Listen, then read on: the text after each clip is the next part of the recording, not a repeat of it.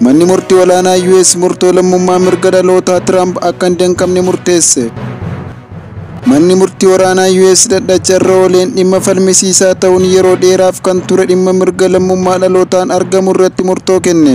Manni murtii gadi aanu aangoo murtoo pirezidaantichaa daangeessuu akka hin qabaanne dabarse.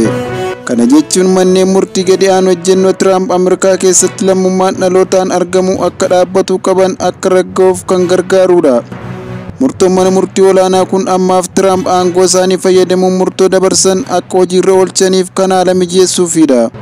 Trump injifannoo guddaa dinqisiisaa fi seena qabeessa jechuun murtoo abbootii seeraa mana murtii olaanaa dinqisiifataniiru. Bulchiinsi isaanii murtoo mana murtii olaanaa kanaan gammadeera jedhani. Walabummaa, olaantummaa seeraa fi aangoo siyaasaa akkasumas seera biyyaaf guyyaa injifannooti jedhan. Akkaataa murtoo kanaan namni tokko Ameerikaa keessatti dhalateef qofa kallattiimaan lammummaa hin argatu. Yoo xiqqaate namoonni miliyoona 1.2 ta'an murtoo kanaan akka miidhaman qorannoon giddu galli qorannoo Pew hojjete agarsiisa.